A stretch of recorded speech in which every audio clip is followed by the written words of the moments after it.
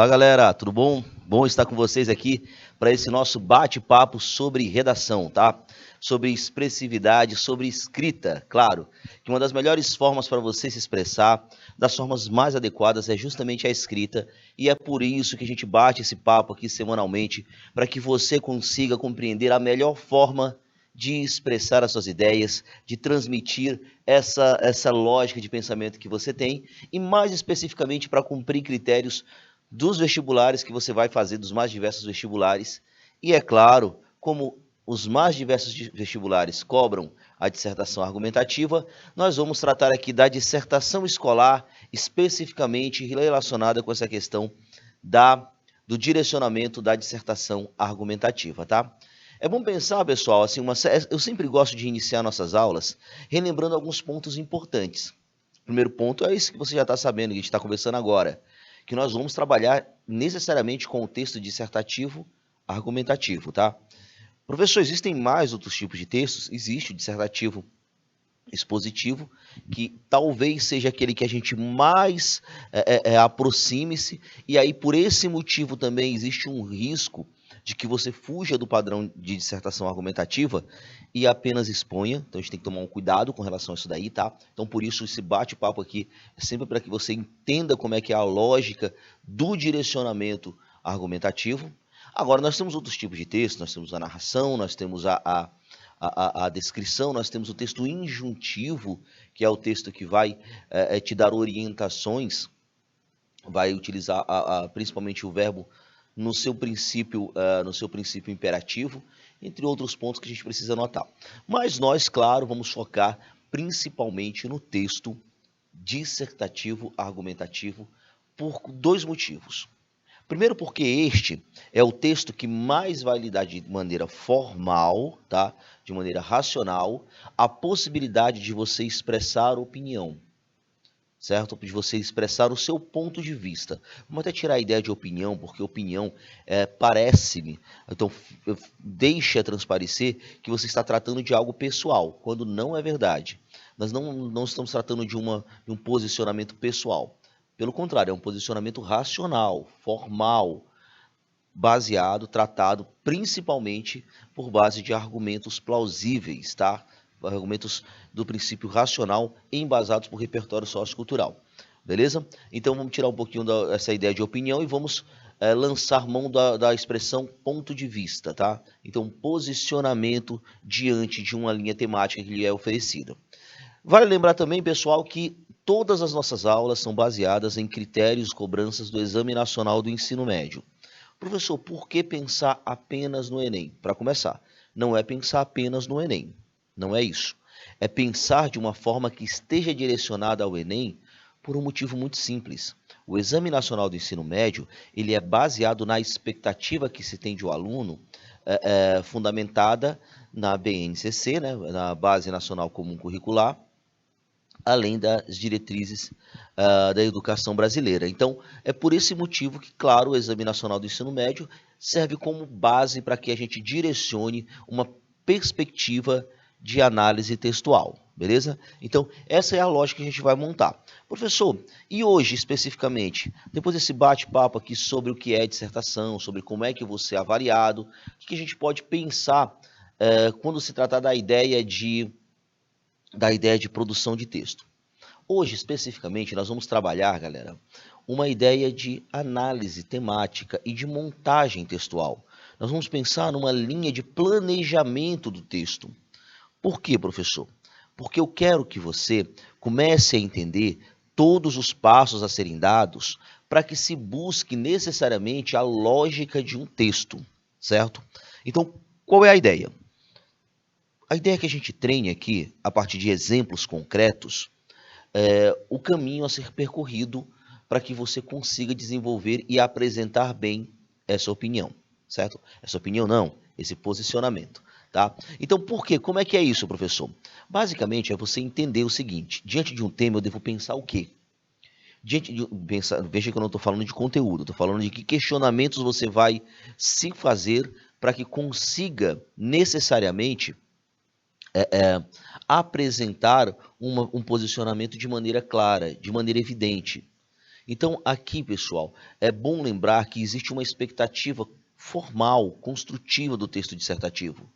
Então, existe uma estrutura esperada, existe uma expectativa em cada parágrafo. E é justamente essa expectativa, essa estrutura, essa adequação que a gente busca aqui. Fazer com que você primeiro entenda tudo isso e logo depois que você consiga aplicar o seu conhecimento, que com certeza é um conhecimento vasto. Professor, não é, eu tenho algumas dificuldades, eu não leio muito. Tudo bem, é claro que a leitura, o acompanhamento de telejornais, a leitura de jornais, de revistas, tudo, e de, claro, literatura, tudo isso ajuda demais na escrita. E eu aconselho, leia mais, procure se informar. Mas é muito importante também saber que não é só assim que você tem base para fazer um texto dissertativo argumentativo.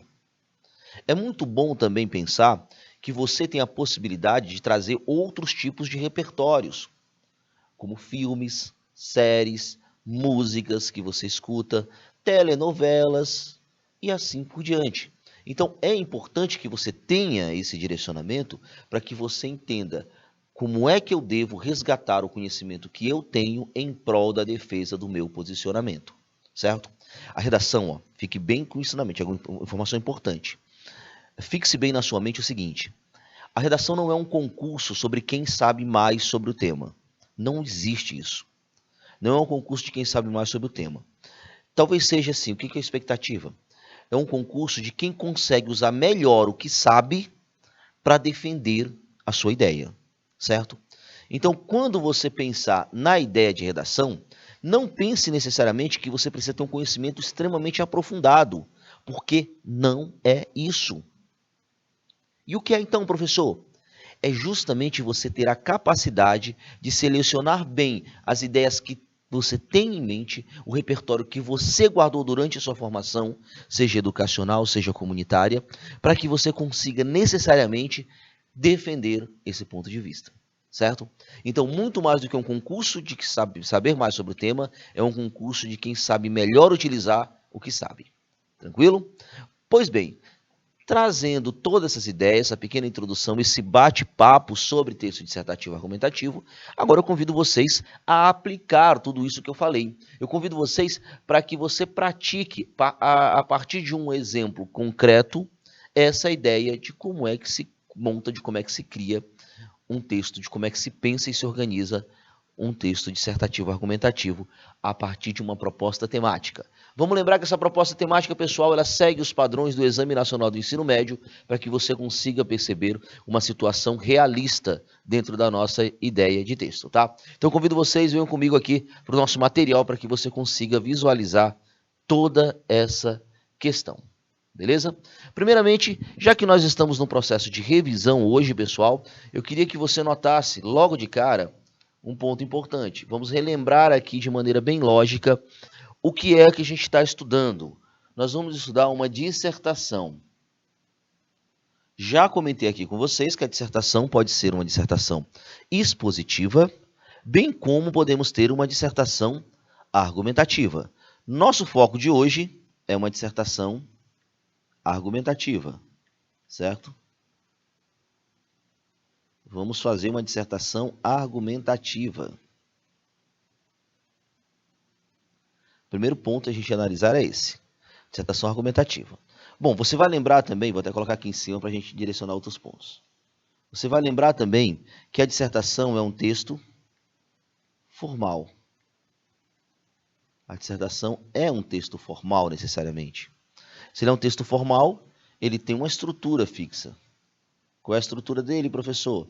Nós vamos ter introdução,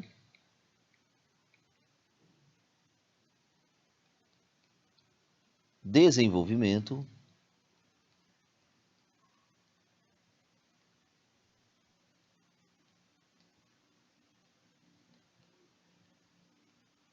e conclusão. Claro que a gente tem uma expectativa dentro de cada uma dessas partes, mas eu já sei que eu preciso montar cada uma dessas partes dentro dessa proposta textual. Se eu tenho um texto formal, eu preciso transmitir uma mensagem, que eu sei também? Eu sei também que eu vou ter que me adequar à variedade padrão da língua. Variedade padrão da língua portuguesa, tá? A gente vai precisar se adequar a isso daí.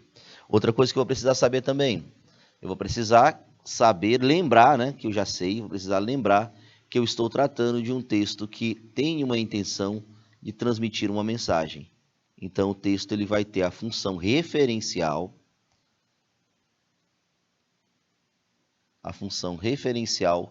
como predominante no seu texto, uma vez que você precisa de clareza, você precisa transmitir uma mensagem. Para transmitir essa mensagem é muito importante que você tenha todas essas ideias. Bom, então quando eu digo que é dissertação, eu sei que eu vou ter que adequar-me à linguagem padrão. Primeiro ponto é esse. Segundo ponto, eu sei que o texto tem uma estrutura adequada, fixa, que é a introdução, desenvolvimento e conclusão. Normalmente, quando você pega uma faixa de 30 linhas, que é a cobrada lá no Exame Nacional do Ensino Médio, você vai ter um parágrafo de introdução, 2 ou 3 de desenvolvimento, normalmente 2, tá? E um parágrafo de conclusão, em que se apresente uma proposta de intervenção para o problema apresentado. Pois bem, o texto é formal. Se o texto é formal, ele exige uma linguagem, como eu já falei, linguagem padrão. Uma linguagem que não vá para a oralidade. Eu preciso ser uma linguagem padrão escrita. Só um detalhezinho aqui, é importante destacar isso também. Linguagem padrão escrita. Certo? Então eu tenho que seguir uma série de orientações aqui. Outra coisa, eu tenho um objetivo, que é transmitir a mensagem de maneira clara e evidente para o meu leitor. Se eu preciso disso, vai se predominar a função referencial, tá? Que é quando justamente eu utilizo predominantemente a denotação. Vou até colocar aqui para vocês visualizarem. Isso daqui normalmente é quando eu privilegio a denotação, que é o sentido real das palavras, tá? Ora, se eu quero transmitir uma mensagem, é evidente que eu vou trazer especialmente a linguagem, a questão da denotação. E o motivo é muito simples.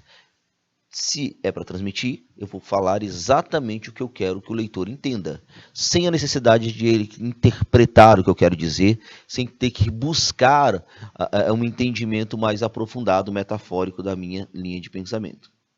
Bom, se eu tenho uma dissertação argumentativa, eu já tenho certeza que eu preciso necessariamente defender uma tese.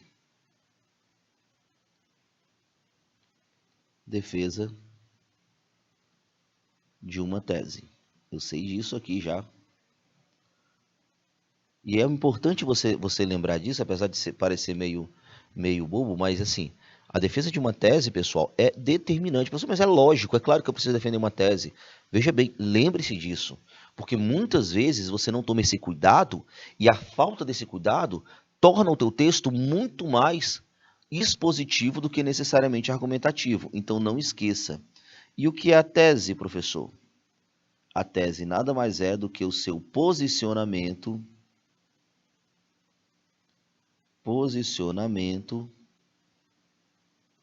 sobre o tema.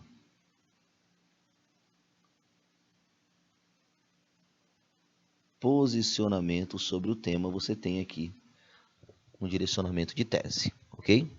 Pronto, sabendo disso, o que mais que eu preciso, professor? Sabendo disso, você vai direcionar para uma outra linha, que é a questão dos argumentos em si. Os argumentos, pessoal, são argumentos racionais, tá? Argumentos, eu preciso de argumentos que sejam racionais, lógicos. Não posso defender um posicionamento dizendo é assim porque eu acho que é assim e pronto. Não rola. Então, esses argumentos, primeiramente, o que você precisa lembrar? Eles serão provas concretas, né? Provas da tese.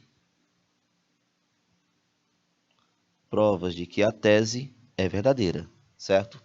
Provas de que a tese é verdadeira, isso aqui nós vamos trabalhar com a linha argumentativa, ok?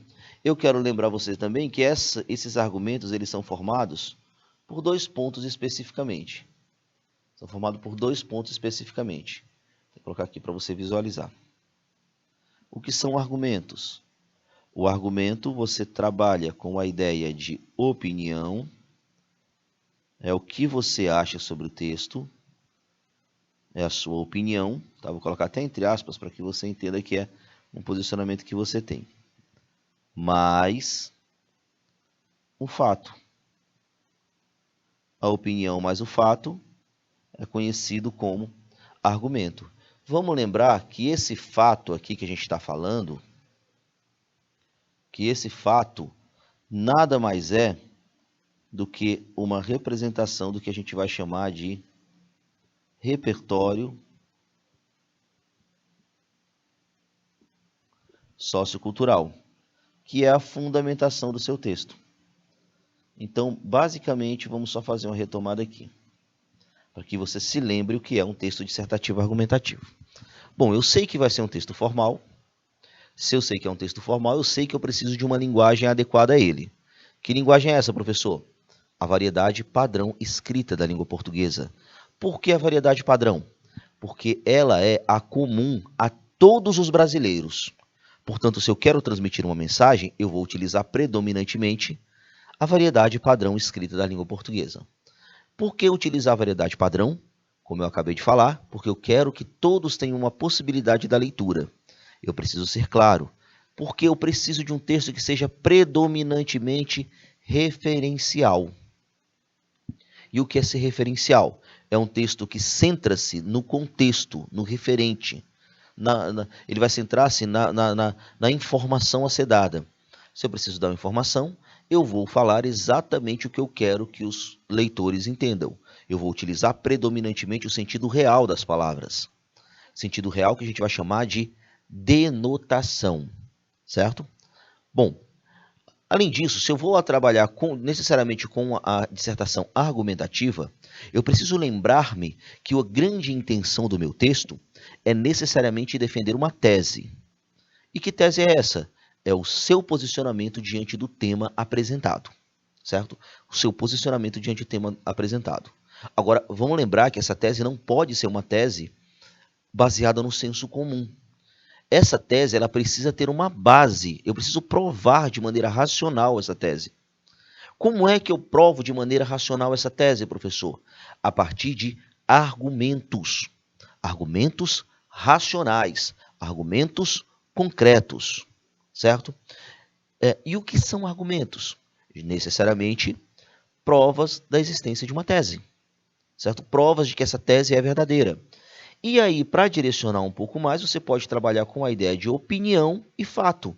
Por quê? O argumento nada mais é do que eu opinar, eu dar o meu posicionamento e eu defender esse posicionamento a partir de fundamentação teórica. Essa fundamentação teórica nós vamos chamar de repertório sociocultural. Beleza? Pronto. A partir daqui você tem uma ideia do que é dissertação. Agora vamos praticar isso em um exemplo claro de tema, tá? Vou trazer logo para vocês os textos motivadores. Vamos lá para frente, visualizar logo o tema em si. Ó. Proposta de redação.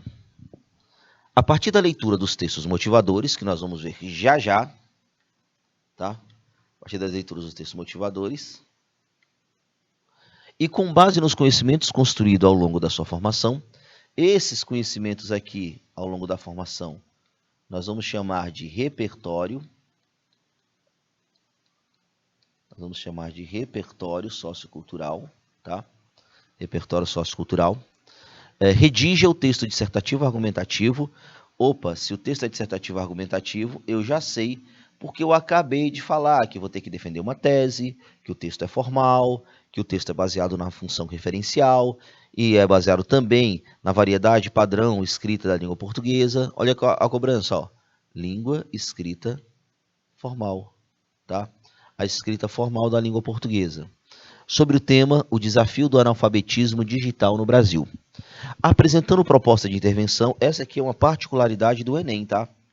Apresentando proposta de intervenção. Porque para o Enem, necessariamente, você precisa ter a capacidade de intervir no meio que você está inserido. Então, se você precisa ter a possibilidade de intervir, você teria necessariamente um pensamento crítico, tá? Dentro de uma realidade a qual você é exposta.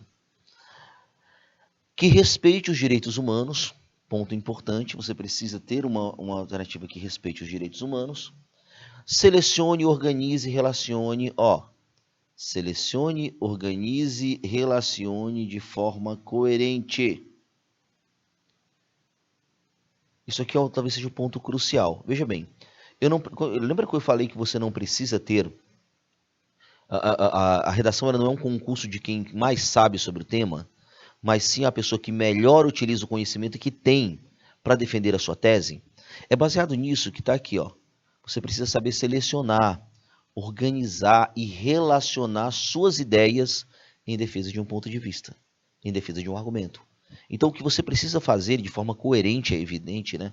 De forma coerente, você precisa saber justamente as técnicas de como selecionar tudo isso, de como organizar o conhecimento que você já tem para defender essa sua ideia, beleza? E coesa argumentos, fatos. Coesa bem que a coesão textual, você precisa ligar as partes do seu texto. Lembra que eu falei que a gente tem 3 partes básicas: introdução, desenvolvimento e conclusão. Dentro dessas 3 partes nós temos parágrafos.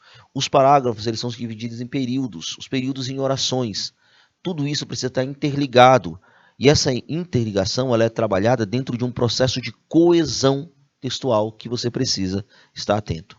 Argumentos e fatos em defesa de um ponto de vista. Essa aqui é a lógica do seu texto. Defesa de um ponto de vista, a qual nós vamos chamar de tese. Pois bem, depois que eu comprovei o que eu acabei de citar aqui no nosso início, eu queria destacar para vocês esse ponto aqui, que é um ponto relacionado à questão do nosso tema em si. Bom, o tema, pessoal, ele é formado por mais de um princípio, tá? O tema ele é formado por uma frase-tema, por textos motivadores. Eu preciso entender primeiro a frase, claro, que é o tema concretamente, o tema que apresenta-se de forma concretizada, mas eu preciso entender a lógica desse tema, compreender o que quer de mim. Por isso eu preciso de mais. Ir para os textos motivadores, entender o direcionamento temático e principalmente para que eu consiga, sim, selecionar, organizar, relacionar de forma coerente fatos, argumentos em prol da defesa do meu texto. Mas o primeiro passo é você já colocar, isso é técnica, viu, pessoal? Agora vamos falar de técnica, vamos falar muito de conteúdo. Você precisa necessariamente deixar evidente para o corretor ou entender justamente o que a proposta quer de ti. E essa proposta, como ela concretiza essa cobrança dentro de uma linha de frase temática, você precisa analisar a frase como o primeiro ponto desse texto. O desafio, quando eu coloco a ideia de desafio, o que eu estou trazendo aqui para mim? Desafio, eu estou diretamente trabalhando com a ideia de...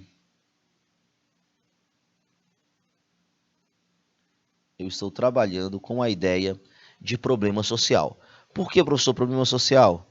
É muito claro aqui, pessoal. O problema social é por conta da ideia de uma proposta de intervenção que eu preciso apresentar. Então, o tema necessariamente precisa ser um problema social. Então, desafio é uma palavra que vai entrar dentro da minha análise por um motivo simples. Eu preciso necessariamente falar, apresentar, argumentar, me posicionar diante de um problema. Agora, vamos especificar. Bom, o nosso tema em si, a palavra que vai indicar o tema, está aqui, ó. Nós temos necessariamente uma ideia de analfabetismo digital. Pronto. Isso aqui, por que é importante eu saber disso? É a palavra tema. É a palavra tema aí. Eu tenho uma palavra tema sendo apresentada para mim. Eu vou tratar deste assunto. Mas vamos lembrar que eu preciso especificar o tema. Não é muito abrangente eu falar apenas de analfabetismo digital. Nós temos aqui o local onde isso acontece, que vai ser importante também você destacar. Que no nosso caso aqui é o Brasil. Professor, mas é quase a frase tema inteira, né, professor, que a gente marcou? É verdade. E isso acontece no Exame Nacional do Ensino Médio. Por vezes você tem a frase tema inteira sendo marcada nessa proposta, tá? Nesse caso aqui, foi praticamente a frase tema inteira, certo? Em outros casos, com frases temas mais complexas, você não precisa marcar todas as palavras, mas aqui, necessariamente, havia essa necessidade. Pois bem, depois que eu entendi que eu vou falar sobre os desafios do analfabetismo digital no Brasil, veja bem, já está na mente, eu já sei mais ou menos o que isso quer dizer. Agora eu vou direcionar. Eu vou para um ponto mais específico do meu texto, que é a questão dos textos motivadores, que vão me direcionar, que vão dar um norte sobre a análise desse texto. Vamos lá, voltar lá para os nossos textos para que eu entenda como é que é essa lógica. Primeira coisa que eu vou entender aqui vamos lá. Analfabetos digitais no Brasil. Texto bem elucidador já de cara.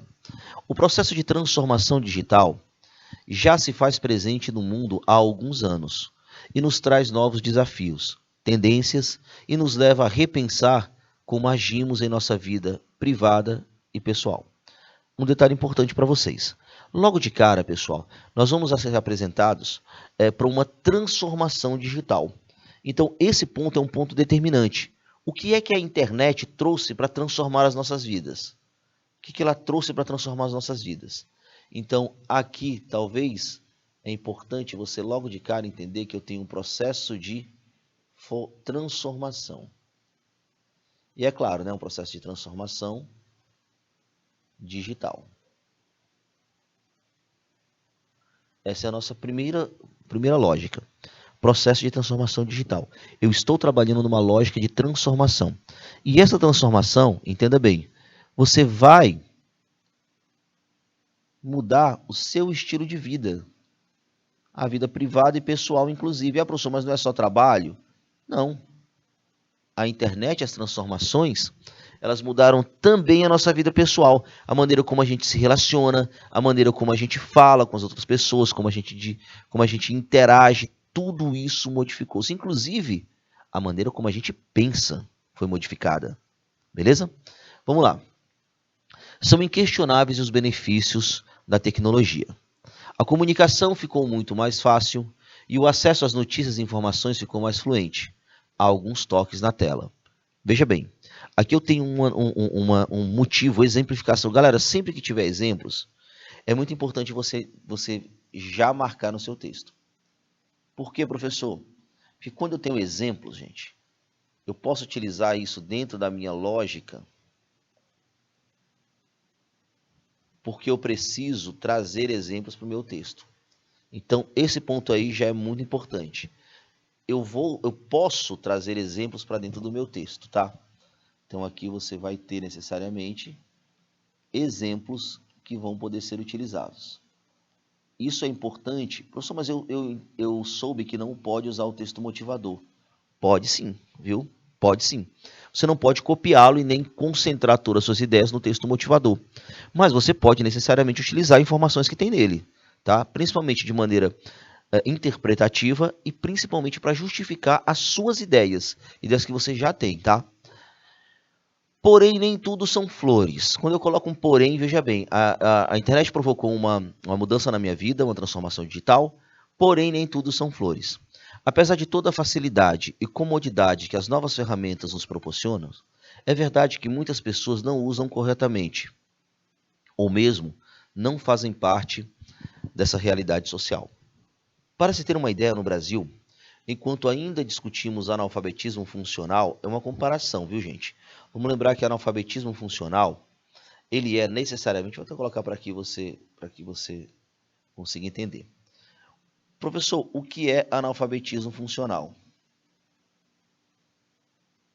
Analfabetismo funcional, gente, é a incapacidade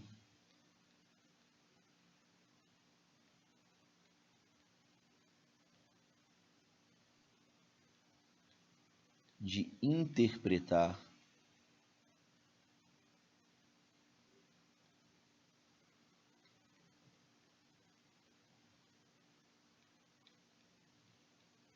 textos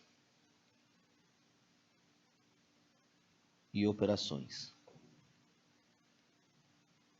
Operações matemáticas simples, né? Bom, aqui o fato é, a pessoa até sabe, até decodifica as letras, tá? Existe uma decodificação das letras, sabe as sílabas ali, mas não consegue compreender. Então, quando você não consegue compreender, você tem um processo de analfabetismo funcional, tá? Só para deixar claro para vocês. Vamos lá. Enquanto ainda discutimos analfabetismo funcional, as atenções de outros países já estão voltadas para um novo problema educacional, o analfabetismo digital. Essa é a nosso tema. Então, o Brasil ele está atrasado, porque a gente está discutindo ainda as pessoas que não sabem interpretar textos. E outros países já discutem o analfabetismo digital. Tá? Relatório anual da The Inclusive Internet Index 2019, elaborado pela revista britânica e patrocinado pelo Facebook, avaliou recentemente como a internet contribui positivamente para melhorar fatores socioeconômicos em nível global. Outro ponto que você precisa determinar. Eu preciso saber a internet porque ela é necessariamente...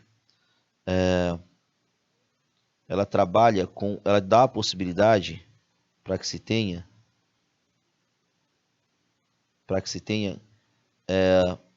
fatores socioeconômicos mais avançados, tá? O Brasil aparece na 31ª posição no ranking de 100 países que avalia preparo, facilidade de acesso, disponibilidade e relevância da internet em nível global. No quesito preparo, que abrange as categorias alfabetização, confiança e segurança, no uso de internet e políticas de incentivo ao uso da web, o Brasil ficou nas posições, olha só, 66 com relação à alfabetização. O Brasil está na posição 66 relacionado à alfabetização, 21 relacionado à confiança e na posição 50 relacionado à segurança no uso da internet. O Brasil está muito para trás, galera, muito para trás. É como se a gente ainda não conseguisse, veja bem, como se a gente ainda não conseguisse trabalhar bem com a alfabetização, que é o fato das pessoas terem acesso, certo? O brasileiro confia muito na internet, o que não é necessariamente uma coisa boa, porque por vezes você confiar muito, você se torna mais vulnerável, tá? Você se torna mais vulnerável. E a segurança da internet no brasileiro é uma segurança também precária. A gente utiliza a internet sem querer saber do amanhã. E esses posicionamentos, pessoal, são necessariamente provas de que o brasileiro não utiliza ainda da forma mais adequada o processo de internet, beleza? Pois bem, temos aqui essas questões do texto 1. Ainda sobre o texto 1, infelizmente os dados mostram que o nosso país ainda tem o seu avanço travado pelo nível de preparo e educação digital. Causas do problema, ó. O avanço do Brasil é travado, você tem aqui uma causa do problema, pelo nível de preparo e educação digital. Causa do problema está aqui. O texto motivador nos trouxe causa. Isso é importante para quê, professor? Porque eu posso utilizar essas causas dentro do meu texto motivador, ou dentro do meu texto dissertativo, certo? Posso colocar essas causas dentro do texto dissertativo argumentativo. Vamos lá. Que é o uso responsável das tecnologias pelas pessoas. Como cidadãos, temos o direito e o dever de usar corretamente as inovações tecnológicas que surgem ao nosso redor. Mas nem todos se relacionam com as informações da internet. O pior, alguns têm fácil acesso à tecnologia, mas não a usam de maneira adequada. Então veja que o problema não é só de exclusão do uso em si, é o fato da pessoa saber utilizar. E por isso confiam facilmente no que é dito nas plataformas online. E aí digo, um dos pontos que me entristecem nós, educadores. Uma posição mais alta alcançada no Brasil no ranking da The Economist foi o nível de confiança em informações compartilhadas em redes sociais. Enquanto ficamos em quarto lugar nesse quesito, a Suécia tem uma população mais desconfiada e ficou na posição 62. Ou seja, ainda não somos alfabetizados quando o contexto é a confirmação da veracidade dos fatos noticiados nos meios digitais. Veja bem, se o Brasil está na quarta posição, um detalhezinho aqui, ó, ainda não somos alfabetizados quando o contexto é a confiança da veracidade dos fatos noticiados nos meios digitais. Qual é a consequência de nós não sermos desconfiados? A consequência é a possibilidade de disseminação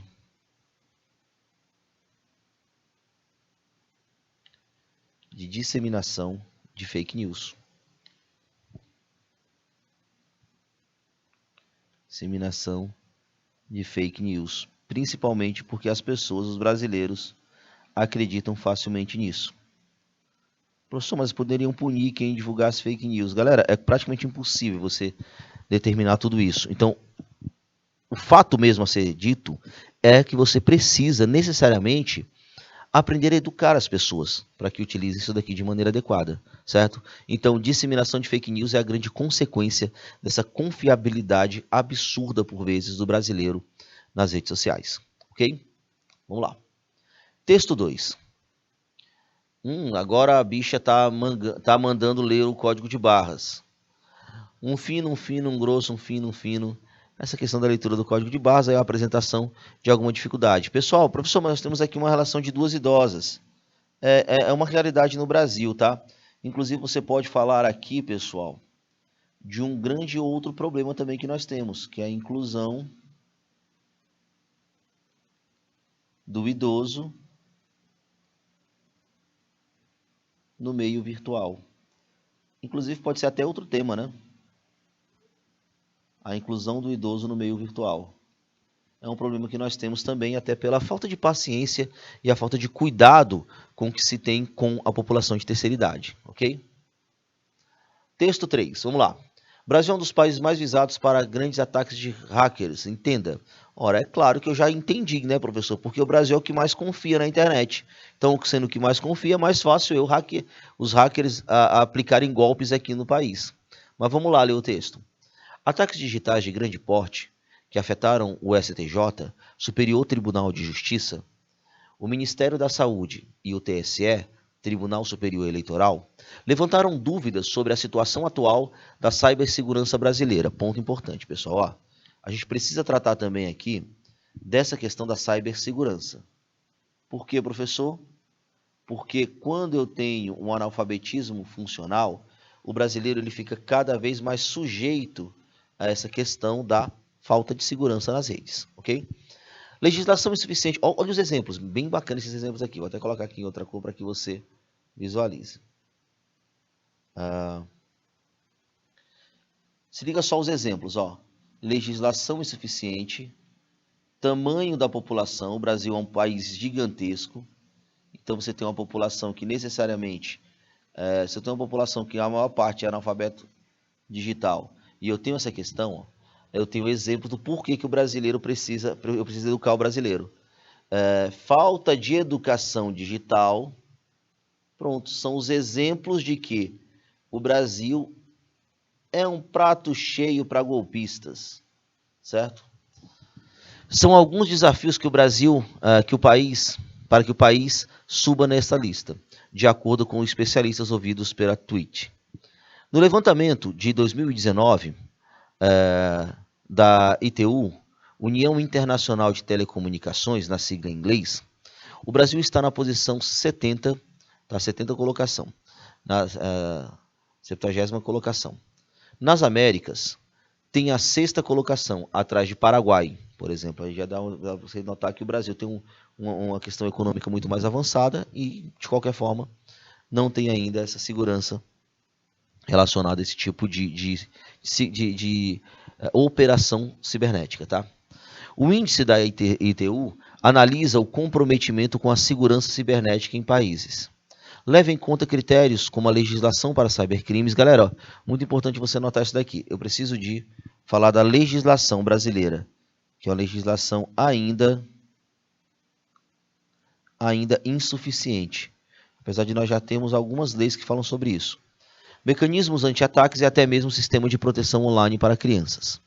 Os 3 primeiros colocados no ranking são Reino Unido, Estados Unidos e França, respectivamente.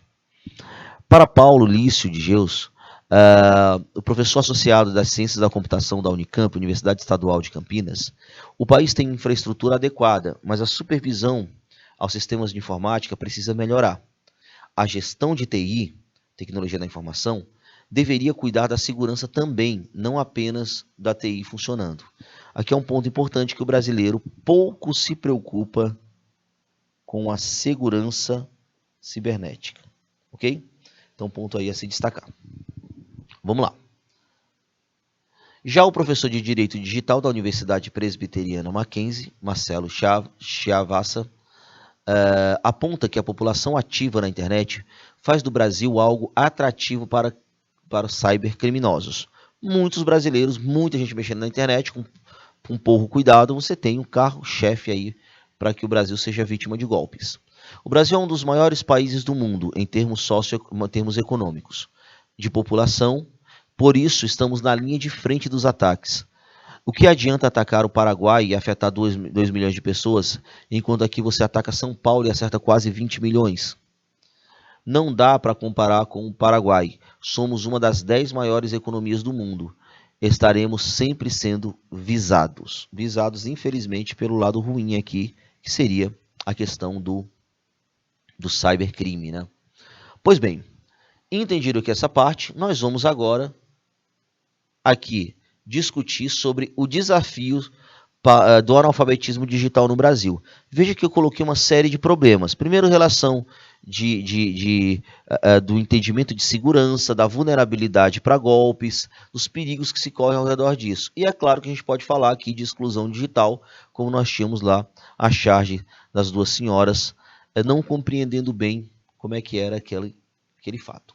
Bom, pessoal, na hora que você trabalha com essa situação, você vai entender que dá para... Como é que eu vou selecionar? Veja que a gente trabalha aqui em como selecionar essas ideias. Se você classificar os temas por eixo temático, classificação dos temas. Bom, eu não sei muita coisa sobre analfabetismo funcional, professor, mas eu sei alguma coisa sobre tecnologia como um todo. Se eu sei alguma coisa sobre tecnologia, eu vou classificar esse tema como tema tecnologia. Professor, e o que eu sei sobre tecnologia? Eu sei, por exemplo, que foi durante a Guerra Fria, período de tensão geopolítica entre a União Soviética e os Estados Unidos e seus respectivos aliados, que marcou o surgimento de novas tecnologias, certo? Como a internet. Então, nós estamos falando de analfabetismo funcional. Uma boa maneira de você fundamentar isso é trabalhando com a perspectiva de transformação que a internet possibilitou para a gente. E essa possibilidade, ela surge durante a Guerra Fria. Tem um conhecimento histórico a ser tratado aí. Se eu vou falar de literatura, eu vou fazer uma metáfora. Olha só que metáfora interessante. Ela não vai tratar diretamente de internet, até porque esse período nem internet nós não tínhamos. Mas ela trata de como a tecnologia afeta a nossa vida. Admirável Mundo Novo, escrito por Aldous Huxley, e publicado em 1932, narra a história de uma sociedade futurista, justamente o impacto que a tecnologia tem na transformação da nossa vida. É totalmente adequado ao tema que a gente vai trabalhar. Professor, mas eu não sei muito bem, eu não leio muito, eu não sei muito história. Utilize séries. Black Mirror é uma série britânica que retrata a influência das tecnologias no cotidiano de uma sociedade futura. Em Black Mirror, pessoal, nós temos vários episódios com várias temáticas diferentes, apresentando necessariamente essa lógica, esse direcionamento de como a internet afeta a nossa vida. Opa, professor, e se a internet afeta muito a nossa vida, o fato de eu não conhecê-la da maneira adequada, de eu não estar incluído nesse processo digital, vai necessariamente causar um problema para a minha vida social como toda, tá? Bom, não vou parar por aí. Posso colocar também a citação de alguém. Veja bem, nós estamos falando de um problema da internet, tá? De um problema. Então, se eu disser o seguinte, tornou-se chocantemente óbvio que nossa tecnologia excedeu a nossa humanidade.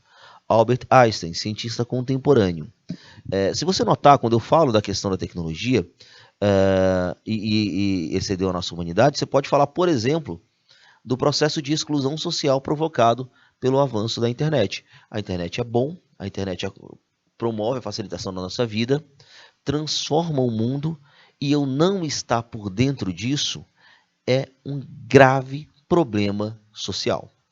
Bom, mas eu posso também falar de legislação. A gente viu no texto motivador que a legislação brasileira é um tanto quanto insuficiente, mas existe legislação. Então você pode dizer que, apesar da existência de alguns princípios legislativos, o Brasil ainda passa por um problema relacionado à questão da segurança na internet. Para isso eu posso usar quem? O Marco Civil da Internet, tá? oficialmente chamado de Lei 12.965, Lei de 2014, é a lei que regula o uso da internet no Brasil. Inclusive, essa lei, ela determina que o Estado é responsável por controlar o uso da internet no país. Então, ele vai mediar esse uso, ele vai ser o braço forte no controle, na regulamentação do uso da internet no Brasil. Por outro lado, como nós estamos falando aqui de exclusão digital, nós temos uma exclusão mais evidente. Segundo o Instituto Brasileiro de Geografia e Estatística, o IBGE, em 2018, cerca de 25% dos brasileiros não possuía acesso à internet. Ah, professor, mas é só 25%. Pois é, galera, mas 25% é 1 em cada 4 brasileiros não possui internet. E se eu tenho esse dado, que é um dado tão relevante, eu posso dizer que tem muita gente que simplesmente é um analfabeto digital, porque não consegue ter contato com a internet. E aí eu estou falando daquelas que não têm contato nenhum. Se eu levar em consideração as pessoas que são analfabetas digitais, que não necessariamente conseguem operar os meios tecnológicos, esse número vai aumentar bastante, tá? Pois bem, a partir dessa lógica, bom, eu tenho agora, note que tudo isso daqui serviu para que eu formasse um conjunto de repertório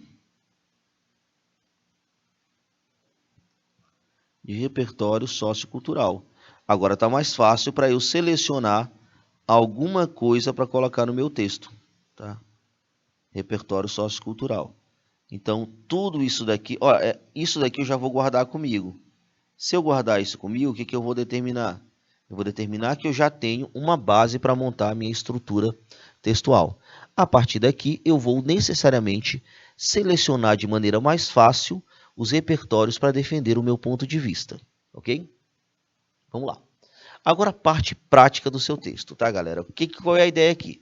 A parte prática do texto, ela vai determinar justamente um direcionamento para como você vai, primeiro, expor a ideia e depois, como você vai organizar para defender essa ideia.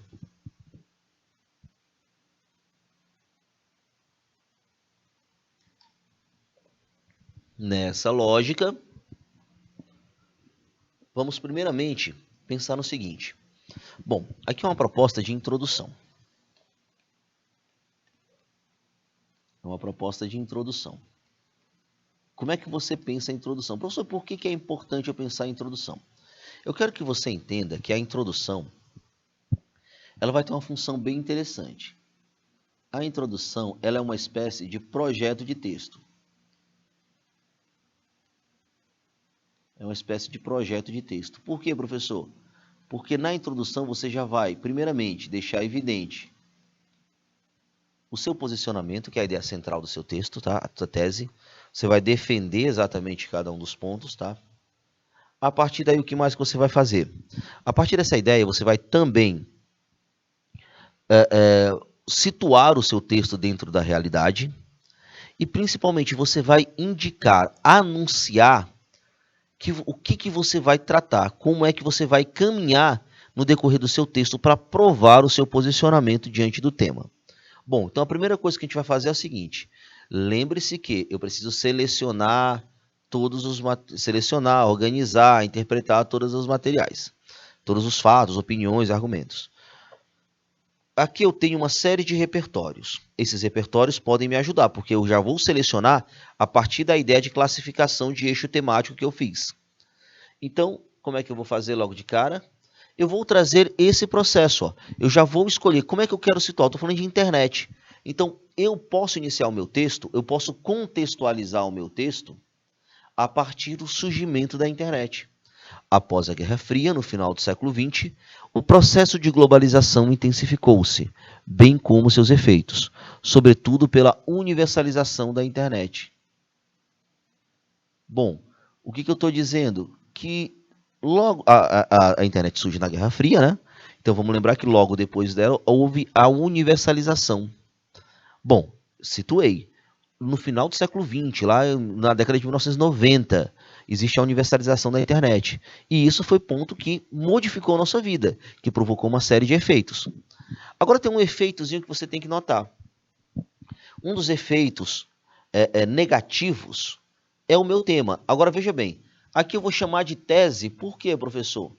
Porque eu vou afirmar, galera, que o tema em si, ó, eu vou problematização de quê? Problematização do tema. Esse é o meu posicionamento. Eu vou problematizar o tema. O tema é um problema social. Então, eu vou trazer para cá a minha discussão. Ó. As dificuldades, já de cara, eu deixo evidente que eu estou tratando de um problema. As dificuldades. Já dou a noção de problema. Eu estou tratando de um problema. As dificuldades para se combater. E agora eu vou trazer o tema em si com as palavras da frase tema. Para se combater o analfabetismo digital no Brasil. Professor, mas você não colocou aqui a palavra desafios. E nem precisei. Por que eu não preciso colocar a palavra desafios? Porque está aqui, ó. A palavra dificuldades vai substituir a palavra desafios. Tá? Então, aqui, o que foi que eu fiz de cara com essas palavras? Eu deixei evidente os núcleos temáticos. Quando eu deixo evidente os núcleos temáticos, eu digo para o corretor, ei corretor, eu estou trabalhando o tema de forma completa, certo?